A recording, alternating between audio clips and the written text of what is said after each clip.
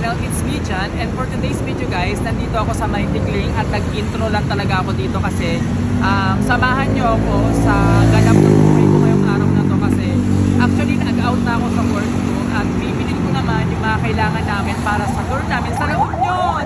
Yes guys, tama yung narinig nyo, may tour kami sa La Union this Saturday, kaya bibili ako ng mga kailangan pala namin katulad ng mga telmos, yung mga lagayan ng ulam na kailangan kong bilhin pa kasi parang ako yung isa sa mga pinakapunong abala bukod dun sa mga kaibigan ko na sila sila Brian, si Ate Weng, si Roy, si Sai, sila Army, lahat ng sumama dun sa tour. Maraming salamat nga pala kasi pinilan namin to noong September lang, one day lang namin pinilan tong La Union trip na to sa sobrang gusto din naman lahat sumama sa La Union, napuno ko agad yung slot, pero syempre may mga nag-back out pero understandable naman yun kasi marami namang nag-join din kahit na may mga nag-back out. Yun lang guys, at samahan nyo kung mamili ngayon sa Angono. So let's go guys.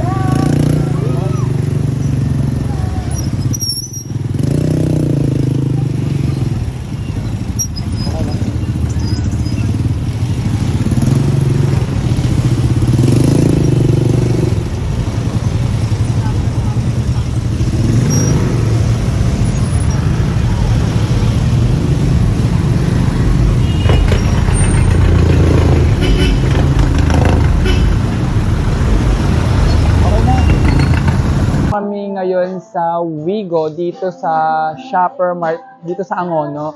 So ang unang bibili namin yung telmos kasi kailangan namin tong telmos para dun sa meron kayong mga lagayan dito ng ulam. Yung parang nakapoil siya na gano'n. Di ba dati meron dito? Wala na kayo, naubos na? Ay, ba't sira?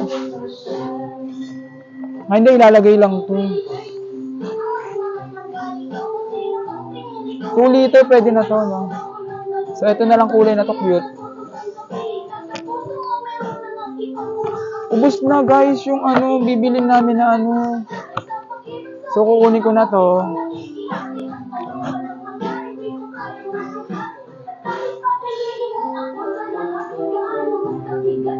Tapos,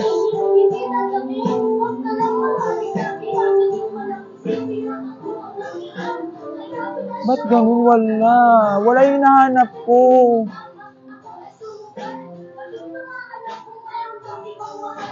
Ito yung aluminum foil, kailangan din namin to 25 pesos lang. Mura na dito.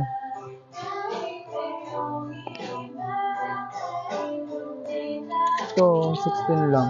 Bili na rin ako neto. Mga dalawa na neto. Foil. Meron dito nun.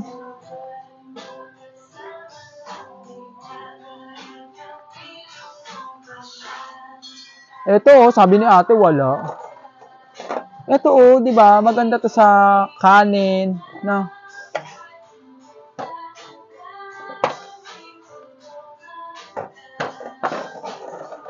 Ito, siguro ito. Ito, bibilin ko na itong tatlo na to. Kasi kailangan namin to is... Kasi may nabili na ako nito pero aanin ko pa to. Bibilin ko pa to. Masyado ba itong malaki or... Pero okay na to. Na? Ito yung mga bibilin namin, yung mga kailangan namin. Kasi dito yung kanin, tapos ulam, tapos yung isa is okay na.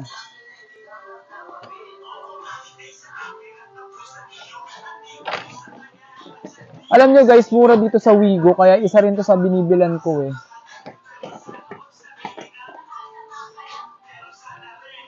Meron na kaya sila dito ano.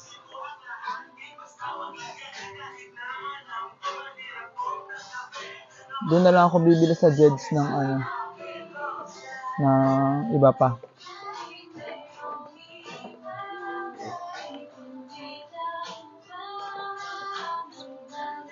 Ayusin mo yung pag-ano ng video.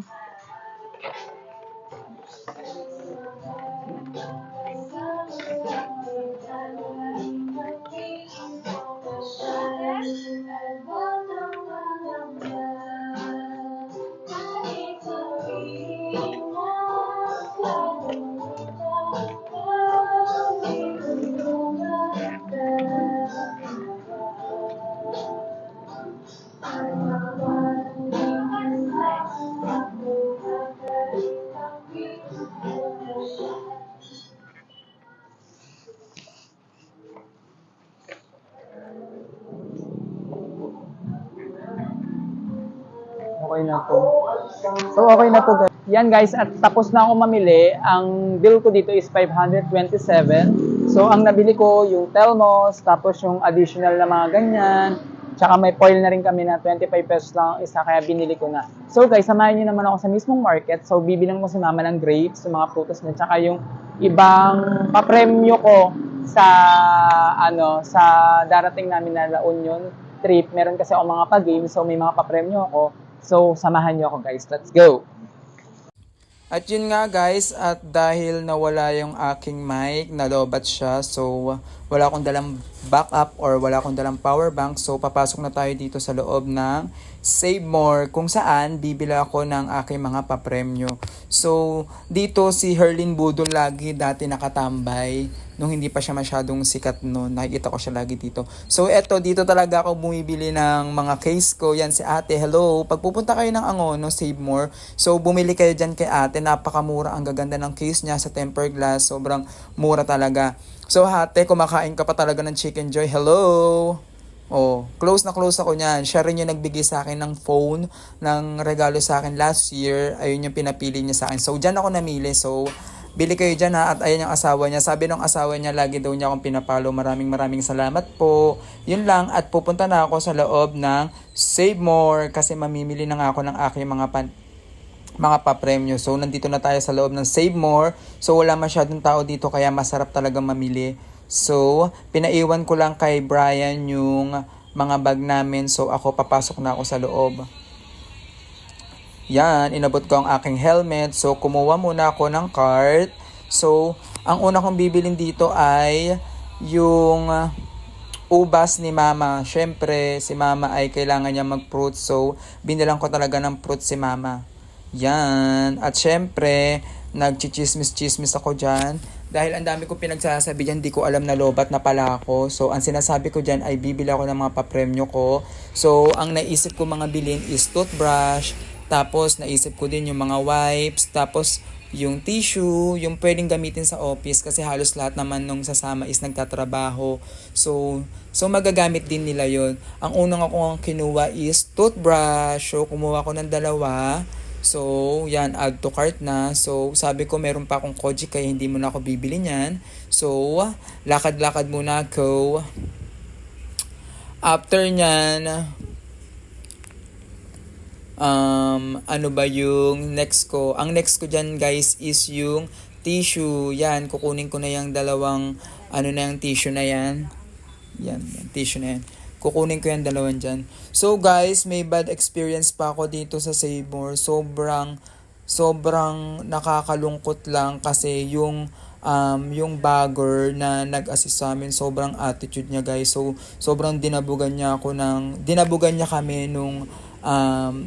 nung magbabayad na kami. So, nagdadabog siya. So, hindi ko alam kung gusto niya na talaga mag-out. So, hindi ganun yung pakikitungo sa customer kasi nagbabayad naman kami ng maayos. So, sana dun lang sa crew ng Save More na yun, kung sino man yung kuya, nakausap ko na naman yung manager. Sana makarating yung hinaing ko talaga na sana kausapin yung crew na yun na wag ganun yung pakikitungo kasi wala naman kaming ginagawa sa kanya.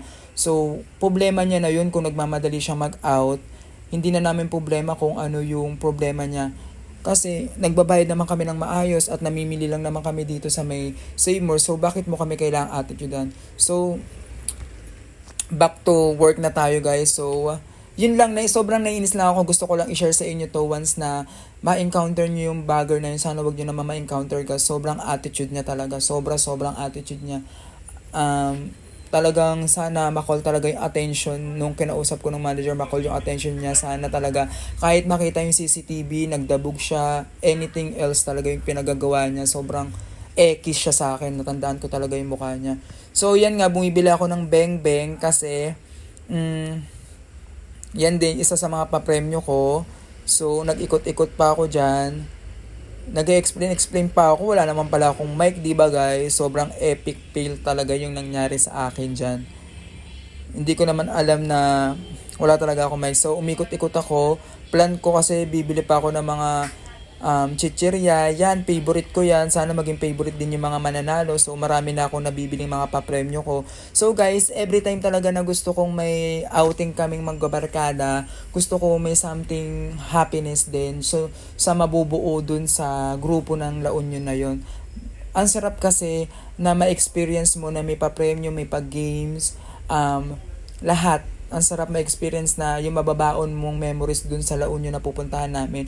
Bukod sa magagandang tanawin, sa masasarap na dagat na pupuntahan namin, yung memories na mababaon mo sa mga kaibigan mo, yun yung isa sa pinaka-the best. Kaya lagi nyo tatandaan na once na magta-travel kayo guys, hindi lang basta travel, kailangan yung mga memories ng kasama nyo, yun yung isa sa pinaka-magaganda na mababaon, di ba?